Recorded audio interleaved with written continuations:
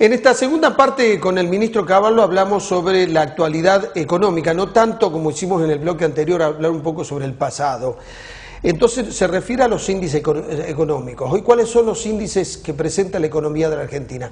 Alta inflación, recesión, caída de las inversiones, caída de las ventas, una crisis energética que se complica porque nos hace importar energía del exterior y por lo tanto con un gasto enorme de dólares que se van del país. Hablamos sobre el tema de la desocupación que también está creciendo y sobre el problema de la caída de reservas. Sobre todos esos temas se refiere Cavallo. Yo le pregunto, bueno, ¿cómo superamos esta situación económica? Y él da su receta, la receta Cavallo, ¿no? Entre otras cosas, él dice que no tiene que haber dos precios de dólares, el dólar oficial y el dólar blue. Recordemos que cuando grabamos esta nota el dólar estaba blue a 14 pesos, hoy estamos hablando de un dólar blue de 15,80. Él también habla de eliminar las exportaciones, no es el único que plantea esto. A ver, cuando uno lo escucha a Macri dice también lo mismo, y nos recomienda una nueva devaluación, porque él dice que con la inflación alta se pierden los beneficios de la nueva devaluación, que sobre todo beneficiaría a los productores que hoy tienen que comprar sus insumos con un dólar que vale 15,80 y cuando tienen que liquidar el dólar que recibieron por esas ventas de lo que exportaron, el Banco Central les reconoce nada más algo más de 8 pesos. Imaginan que ese desfasaje hace que estén perdiendo rentabilidad. Él habla de una devaluación mensual del 3% planificada. Esta es la segunda parte de la entrevista con Cavallo y de esta manera nos despedimos. Porque después de, cuando terminamos la entrevista, viene la tanda y se termina el programa y nos vamos a reencontrar el próximo miércoles. De los problemas que ha acumulado este gobierno ya no los puede resolver, pero sí puede atenuar los efectos y sobre todo evitar explosiones.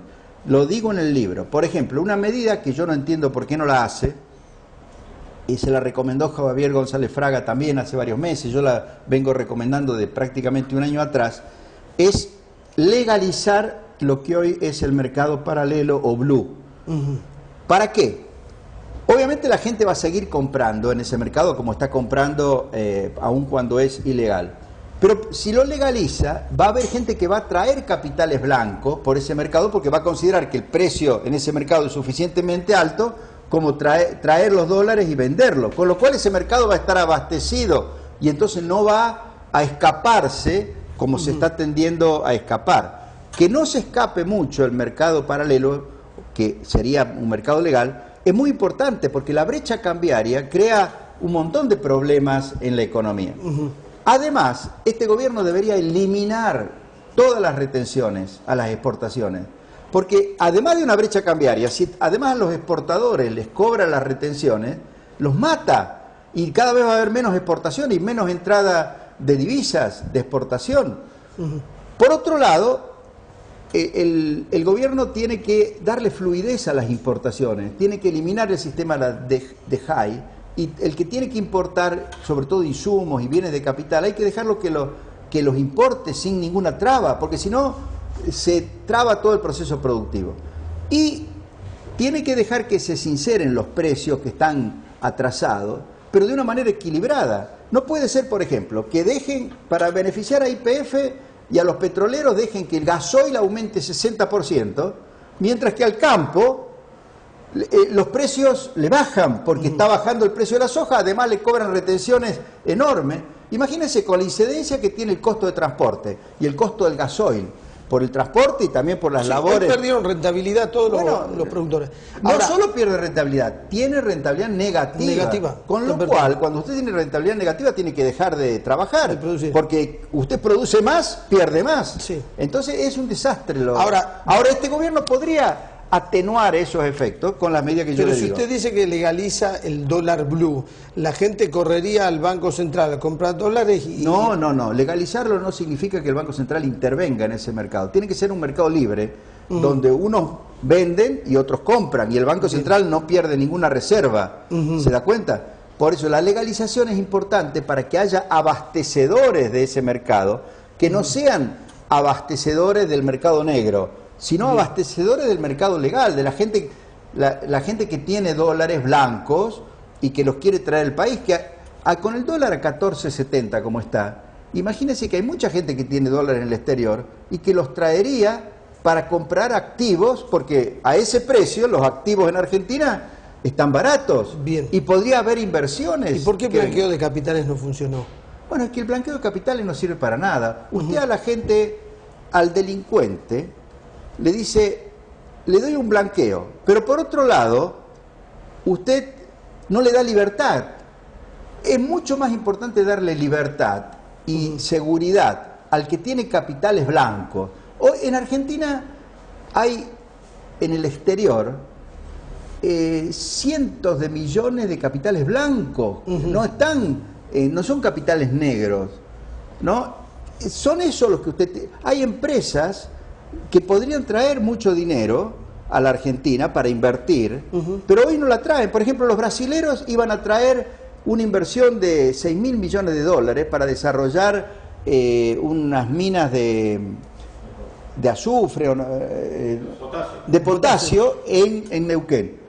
Desde que se estableció la brecha cambiaria y el gobierno puso el cepo cambiario, los brasileros pararon esa inversión, a pesar de que ya habían invertido como 2.000 millones de dólares. No pueden enviar los dividendos, así que claro, esa entonces, es otra traba. Claro, la legalización del mercado paralelo, del mercado blue, tendría que ir de la mano de decir, quien quiera repatriar capitales y quien quiera remitir dividendos a través de ese mercado legal lo puede hacer. Lo mismo que a los turistas y a los que usan tarjeta de crédito en el exterior, hay que dejarlos que paguen desde ese mercado. Y si usted elimina las retenciones, desfinancia al Estado. Bueno, eso... ¿Cómo recupera lo que deja? Bueno, lo que pasa es que financiar a este Estado elefantiásico es... si usted va a poner todos los impuestos que se le ocurra, sin tener en cuenta los efectos económicos negativos de los impuestos, para financiar un Estado que gasta ilimitadamente, termina matando la gallina de los huevos de oro. Finalmente no va a tener recaudación, no porque baje los impuestos, sino porque cada vez va a tener más recesión, cada vez va a producir menos, y va a llegar un momento en que los que tienen que pagar los impuestos no van a pagar los impuestos, simplemente porque no van a tener con qué pagarlos.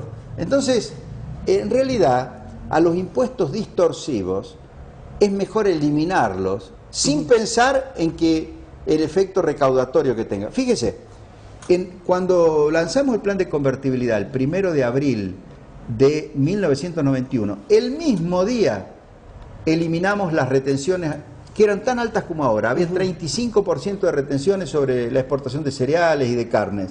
Las eliminamos ese día. Hasta ese momento las retenciones aportaban 1/3 de toda la recaudación impositiva del Estado. El Fondo Monetario no nos dio apoyo en ese momento porque estaba en contra de que elimináramos las retenciones, porque decía que bajaba la recaudación. Eliminamos las retenciones.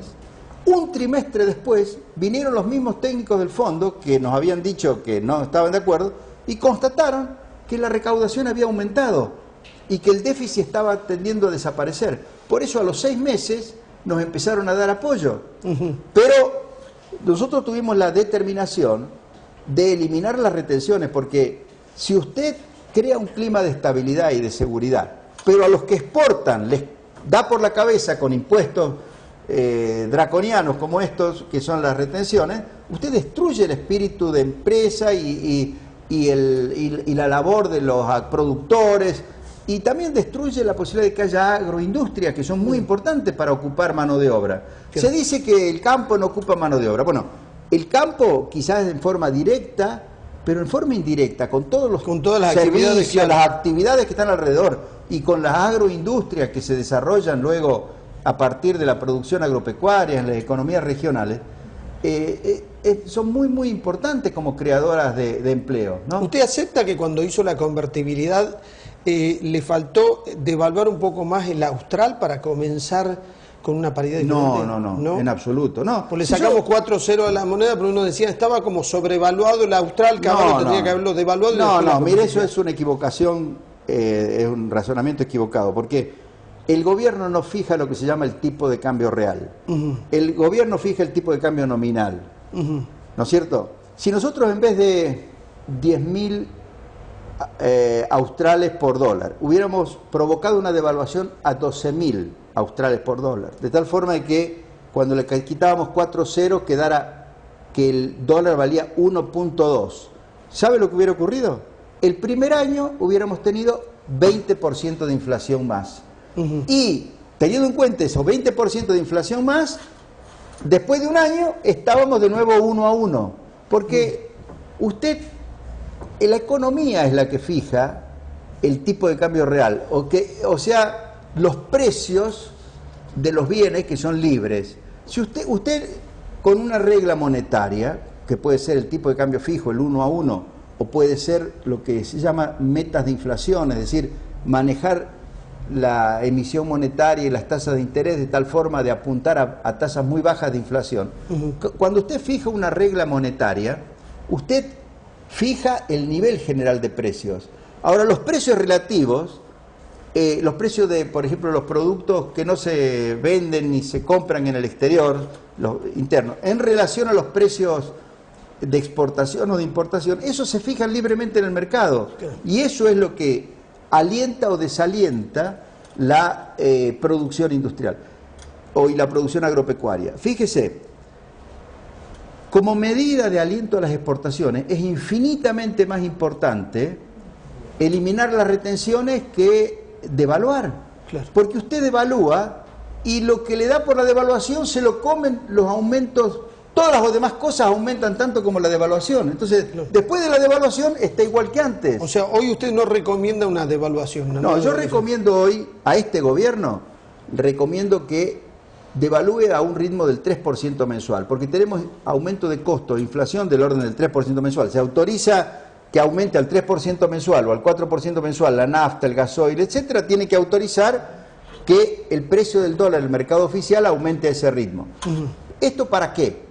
Para que no renazca la expectativa de que el gobierno va a tener que provocar una fuerte devaluación. Sí, la expectativa devaluacionista que en la Argentina es terrible. Pasó en enero. En enero se produjo un mini Rodrigazo, es decir, un salto devaluatorio, que como después dejaron de nuevo de devaluar y prácticamente plancharon de nuevo el precio del dólar, ahora, a 8 meses después, ya la gente espera otro salto devaluatorio igual al de enero. Porque siente que hay un atraso, claro, un atraso cambiario. Claro, y en la medida...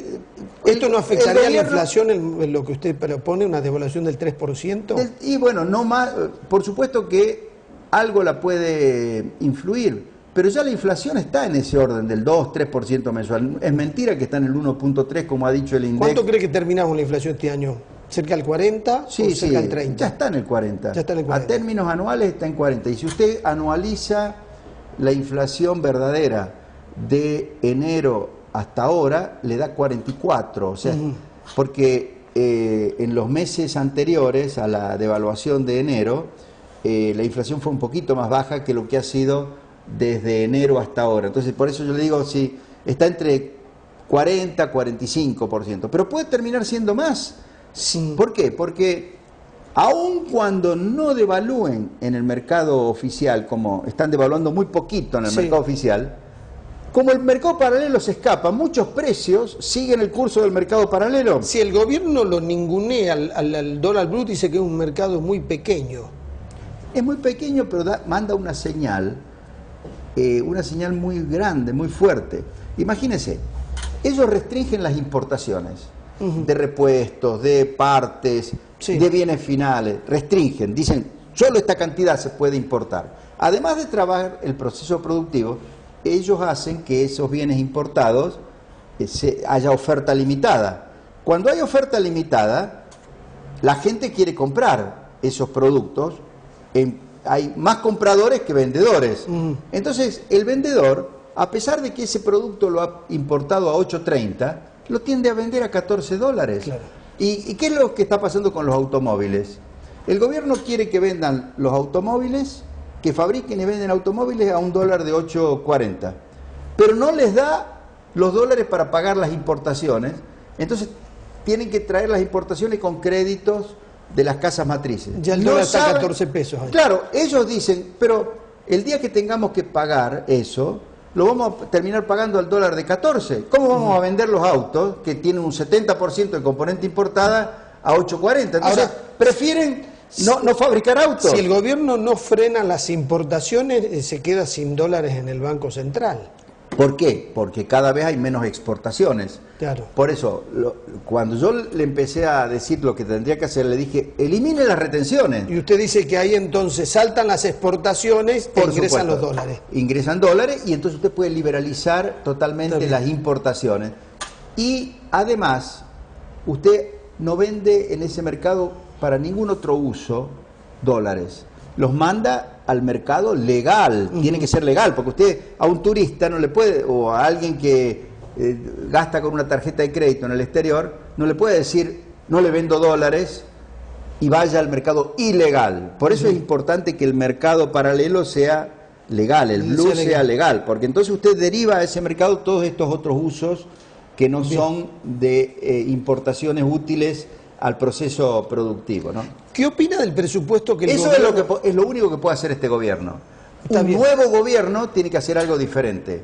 Si inspira confianza y credibilidad, ahí sí tiene que unificar el mercado cambiario. Esto de que haya dos mercados, uno a 14 y otro a 8, es una fórmula para que se creen un montón de distorsiones en la economía. Usted en algún momento en declaraciones periodísticas dijo que la convertibilidad no la inventó usted, que la gente decía que era una idea brillante, dijo que la inventó la gente que era la que buscaba los dólares. Por supuesto. Porque a usted le adjudican el hecho de que al haber establecido la convertibilidad, la desesperación por el dólar en la Argentina la seguimos pagando hasta el día de hoy. La gente quiere más el dólar que el peso. La gente estaba desesperada por el dólar en la hiperinflación. Fíjese, en la hiperinflación, hasta la gente más humilde cobraba en australes el sueldo y iba a cambiarlos por dólares, porque sabía que el austral, imagínese, hubo un mes en que el austral se desvalorizó 200%. Sí. Entonces usted, la plata que iba a gastar durante el mes, no solo la que quería ahorrar, sino la que iba a gastar durante el mes la tenía que tener en dólares si es que no quería que se le desvalorizara. Entonces, la dolarización fue un fenómeno que trajo la hiperinflación. Lo que yo hice fue decirle a la gente, para que la gente empezara, en lugar de atesorar sus dólares y tenerlos en el colchón, o tenerlos en la caja de seguridad, o tenerlos en el Uruguay o en Miami, para que la gente trajera los dólares a la Argentina, yo les dije, los pueden traer y depositarlos como dólares. Además, los pueden canjear por pesos, uno a uno, y el peso va a estar respaldado en dólares, o sea que va a ser tan bueno como el dólar. A partir de ahí, la cantidad de pesos que la gente empezó a tener y a usar fue mucho más. Imagínense, cuando empezó la convertibilidad eran 4.000 millones de pesos que había. 4.000 millones. En el año 94, al momento de la crisis tequila, había 30.000 millones de pesos. O sea que habían venido 30.000 millones de dólares, que eran de los propios argentinos. Claro, como era una caja de conversión. Claro, lo había convertido.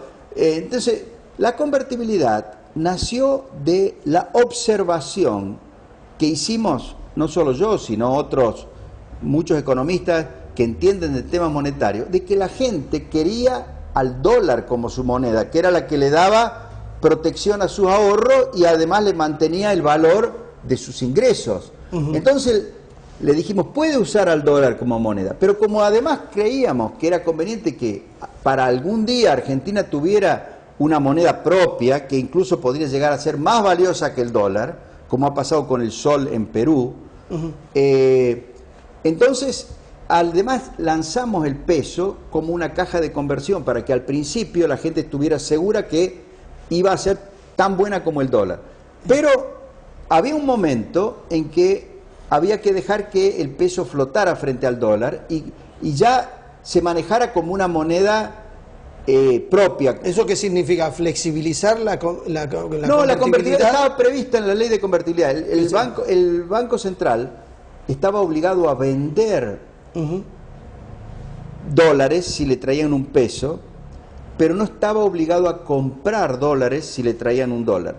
Cuando en el año 97 hubo una avalancha de capitales hacia la Argentina, entraron una cantidad enorme de dólares que no iban a Asia por la crisis asiática y que empezaron a venir a Argentina porque Argentina, al haber superado bien la crisis tequila, inspiró mucha confianza. En ese momento el Banco Central no tendría que haber comprado esos dólares. Tendría que haber dejado que el peso flotara. El peso se hubiera apreciado, es decir, el valor del dólar en pesos hubiera disminuido. Y a partir de ahí, la economía se hubiera pesificado, porque la gente iba a decir, pucha, es más valioso el peso que el dólar, ¿no? Y a partir de ahí hubiera entrado a funcionar como funciona Perú, que tiene el sol y el dólar en competencia uno con el otro, y aseguran estabilidad. Por supuesto que después, en el año 99, cuando Brasil devaluó, un peso flotando frente al dólar, con un dólar muy fuerte en el mundo, seguramente el peso se hubiera depreciado. Pero eso hubiera sido no una devaluación catastrófica, sino los ajustes normales que tienen las monedas flotantes frente a shocks externos y a circunstancias externas. ¿Por qué nombra tanto a Perú? Perú tiene buenos índices de crecimiento, buenos índices de educación. Yo estuve en un encuentro internacional y Perú tenía una presencia muy fuerte. Me decían, este es el país latinoamericano que más va a crecer, este es el país latinoamericano que más inversiones va a traer. ¿Qué ha pasado? Bueno, en Perú? Perú desde el 91 en adelante, es el país que más creció en América Latina. Creció un poquito menos, no es el que más creció fue Chile, pero Perú en los últimos años está creciendo más que Chile, y muy lejos de lo que creció Argentina, de lo que crecieron todos los otros países y de lo que creció Brasil. Mucho más creció, incluso creció más que Colombia. Perú tuvo ese desempeño de crecimiento y de mejora del ingreso per cápita, y al mismo tiempo tiene una de las inflaciones más bajas. Tiene 2-3% de inflación y tiene un sistema de convertibilidad que al principio también el sol era estable, no tenían una caja de conversión formal, pero lo mantuvieron estable para que la gente se convenciera de que el sol era una buena moneda. Fueron disciplinados fiscalmente, que es una cosa muy importante para que no reintroducir la inflación. No se endeudaron mucho precisamente porque fueron disciplinados fiscalmente. Y Perú creció vigorosamente. Claro, lo benefició mucho también el alto precio de las commodities. Claro. Pero en Perú el crecimiento, beneficiado también por el alto precio de los minerales y de las commodities, se produjo sin inflación. Hoy tienen una inflación muy baja. Claro. Mucha gente me dice, pero hay mucha pobreza en Perú. Es ancestral la pobreza de Perú. Hay población de Perú, la población indígena, que ha estado discriminada durante muchas centurias, y hay un problema de que la salud, la educación, la cultura de esa gente la hace de difícil empleabilidad en actividades modernas, y por eso el proceso de mejora en la distribución del ingreso y sobre todo de eliminación de la pobreza va a ser necesariamente un proceso lento, pero va a llegar. ¿Por qué? Porque ahora Perú le está dando mucha importancia a la educación, al cuidado de la salud. ¿Mejoraron los índices de educación? Sin duda. Yo he ido a dar conferencias a universidades, por ejemplo, una que se llama El Señor de Zipán, que está en Chiclayo, que es la capital de un departamento. Es una zona muy pobre y una universidad impresionante, con los mejores laboratorios para que la gente aprenda a utilizar las computadoras y el software una cosa eso el Perú le está dando mucha importancia a la educación. Y para sin ir más lejos, un país que tiene una orientación ideológica distinta, por ejemplo Ecuador, con Correa, que se dice miembro del ALBA, pero gracias a que Ecuador eliminó la inflación, que en ese caso con una dolarización extrema, que Correa dice que él no la hubiera hecho, pero no quiere salir de la dolarización porque sabe que si no se le crearían graves problemas en el Ecuador. También Ecuador, gracias a la estabilidad y a la inteligencia de su gobierno en esa materia, ha tenido avances importantísimos en educación primaria, educación secundaria, educación preescolar, porque trabajar sobre el niño, tanto en temas de cuidado de su salud, como de su educación desde chiquito, desde 3, 4, 5 años, es clave para que cuando ese joven llega a la edad de poder trabajar, pueda trabajar en actividades, digamos, modernas, que demandan conocimientos, que demandan habilidades personales diferentes a las que eran las actividades tradicionales, que eran todo fuerza física. Ahora la capacidad intelectual, la capacidad de manejar tecnologías modernas es fundamental para conseguir empleos de alta calidad, ¿no? Claro, por supuesto. Don Domingo Caballó, Camino a la Estabilidad, el nuevo libro, todo esto que hemos hablado evidentemente está acá en el libro y mucho más, así es. No, hay mucho más en el libro. Que la gente lo lea. Así es. ¿Cómo le fue con esta inflación, con aquel...? Muy bien, se vendió muy bien. Me hicieron unos pocos scratches, porque yo cada libro que hago... Pero el de esta inflación fue un scratch de lujo, porque lo presenté, como yo estaba en el exterior, lo presenté en la Sorbonne, en la universidad más antigua del mundo, que está en París. Y entonces el representante de la CID en la embajada de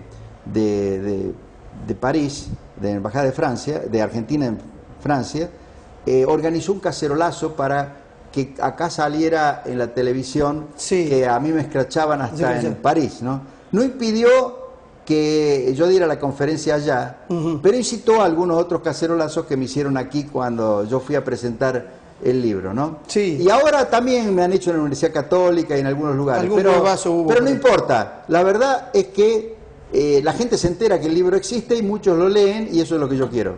Domingo Caballó, muchas gracias. Gracias a ustedes.